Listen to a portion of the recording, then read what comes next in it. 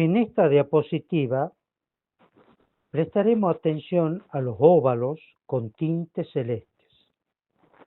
En la columna de la izquierda vemos los tres óvalos celestes que representan un contexto que implica una amenaza al bienestar psicosocial de una persona. Este proceso dinámico interpela a la autoconciencia, llevándola a gestionar una amplia gama de recursos basados en vivencias, experiencias y aprendizaje.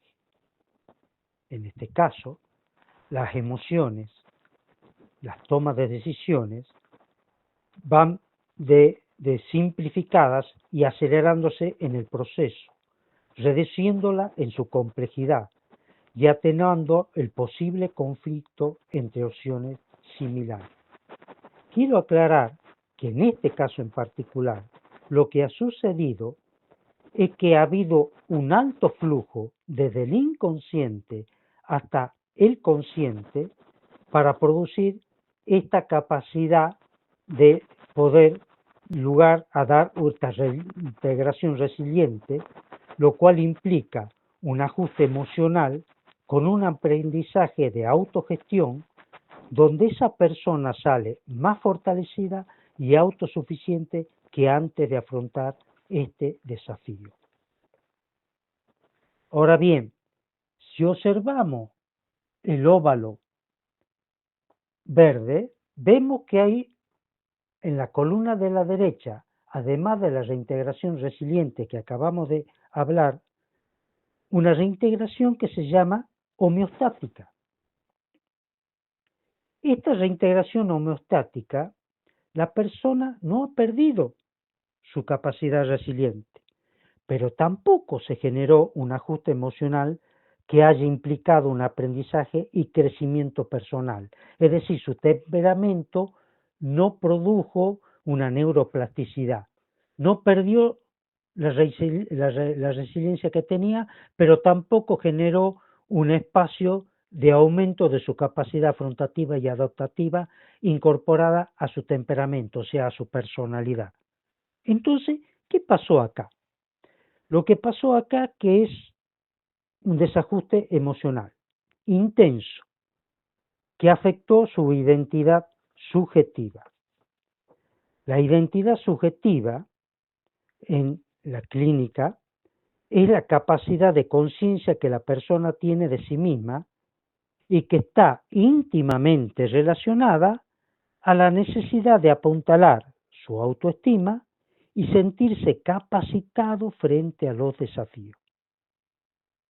Pero en esta situación, la ansiedad le generó dudas y la confianza fue sustituida por inquietud, incertidumbre, lo cual afecta su capacidad de flexibilidad conceptual, que es una herramienta fundamental en el aprendizaje y en el uso de la memoria de trabajo, para buscar alternativas nuevas ante desafíos planteados que no está pudiendo resolver. En este caso, entonces, lo que hubo es una secuela lo suficientemente equilibrada para evitar la frustración y la sensación de impericia que le dejó una mella en su personalidad, lo suficiente como que para que en el futuro va a evitar abordar situaciones similares o aquellos contextos en el que él asocie esta experiencia ingrata con lo que le pasó en esta oportunidad. Ahora, saldremos de la resiliencia y pasaremos a los óvulos rojos que implican una ruptura, un quiebre.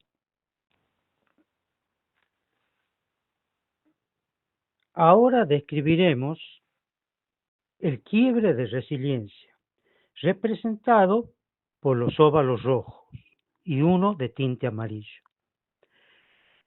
En este caso se va a producir este quiebre cuando hay un desbalance entre los factores protectores y los factores vulnerables. En este caso, los factores protectores son pobres, es decir, están disminuidas en su capacidad. Entonces estamos viendo jóvenes que se sienten fundamentalmente desprotegidos. Y por otro tanto, vemos que los factores vulnerables están altos, tanto en la parte que corresponde a los factores individuales como los microsociales y los macrosociales. Entonces, esta disvalencia va produciendo ajustes emocionales negativos que tienden a producir cambios profundos en el temperamento con nivel de disfuncionalidad que llevan a esta fractura o ruptura. Entonces ahora pasamos al óvalo del medio, que habla de una característica de un estrés disfuncional. Nosotros en clínica psiquiátrica, en clínica en salud mental, hablamos que el estrés disfuncional se denomina distrés, ¿no? Este distrés se caracteriza por dos síntomas emocionales. Uno es un profundo malestar causado por estímulos aversivos que le ocasionan un estado de disgusto y de desasosiego. El otro es un síntoma con un estado de ansiedad muy exacerbada que tiene como característica que la persona tiene tendencia a tener episodios de ira o furia que lo va a depositar en el contexto, en otra persona y a veces en sí mismo. Todos estos perfiles disfuncionales comienzan a modificar a nivel de la emoción, como vemos ahí, seguimos en el distrés, en el óvalo del distrés, con procesos que tienen que ver con la desvinculación y con la desmotivación. Esta desmotivación es que no están muy incapacitados para tener ganas de trabajar en procesos de construcción personal, en proceso de interactuar socialmente o de manejarse con optimismo y crecimiento en los medios laborales. Y también una tendencia a la desvinculación de grupos sociales, de cambiar grupos de pares, de una transgresión a las normas, y paulatinamente se van acrecentando estos rasgos negativos y se estructura lo que llamamos perfiles de riesgo, donde los cambios adquieren gravedad. Y ahí ya nos encontramos con dos niveles de capacidad de ruptura y de quiebre. Uno, que es el lóbulo amarillo, que es la reintegración con pérdida.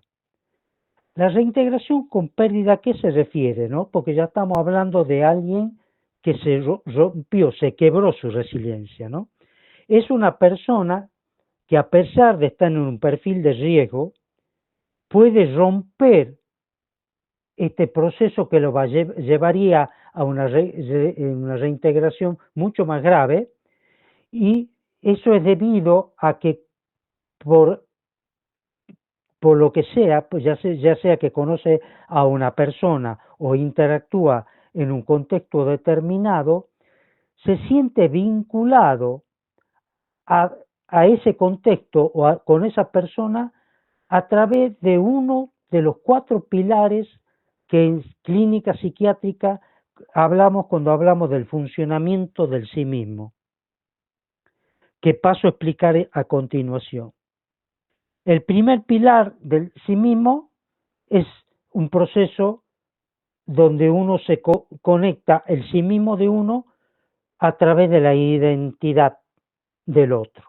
En este caso, esta persona se identifica a través de la identidad, a través de esa vulnerabilidad extrema que él tenía y que tiene y que de alguna forma se siente contenido, ya sea en este contexto o con estas personas.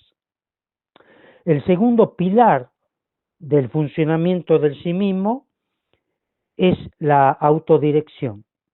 Aquí la persona disfuncional se va a conectar a través de sus sueños rotos con este contexto con el cual está interactuando o con estas personas o personas con las cuales está interactuando. Si es con el tercer pilar, sería a nivel de la empatía del sí mismo, es decir, él se conectaría al contexto en el cual se ha encontrado acogido o con las personas con las cuales se ha sentido acogido a través de su sentimiento de orfandad, de ser huérfano de amor. La otra pilar es el de la intimidad, el cuarto pilar. En este caso, esta persona que viene con este proceso de crisis y de ruptura de su quiebra, de su resiliencia, se encuentra con un vínculo con alguien que lo comprende en sus carencias, que las entiende y las internaliza y le ofrece al mismo tiempo un espacio de comprensión, de intimidad y de confianza. Ese serían los casos de reintegración con pérdida. Es alguien que desde algún lugar está siendo sostenido por un grupo de personas, por una organización, por un contexto determinado o por una persona en particular. Basta una persona para crear que este quiebre de resiliencia quede en algún punto tocado, sostenido. Si no, ya caemos en la última parte, que es la reintegración inadaptada. La reintegración inadaptada es un tema más bien de la psiquiatría, ¿no es cierto? Así que solamente lo vamos a mencionar. Acá en la reintegración inadaptada hay una amplia gama que va desde el perfil de riesgo, que muchas veces nosotros en los hogares de Cristo lo vemos, en el Hogar Virgen de la Merced, y los perfiles de riesgo de nivel leve a moderada muchas veces los acompañamos. Cuando son graves ya no lo acompañamos. Si ya hay un trastorno de conducta, ya no, porque ello implica un comportamiento que es persistente y repetitivo, donde no se respetan los derechos básicos de los otros, ni las normas sociales, etcétera, etcétera, y ese ya cae en el campo de la psiquiatría y no es posible de recuperar, pero con largo tratamiento. Y por último, el más grave, que es el trastorno de personalidad antisocial, que prácticamente es muy difícil de ser recuperado. Con esto quedaría entonces completado la diapositiva resiliencia, quiebre de resiliencia.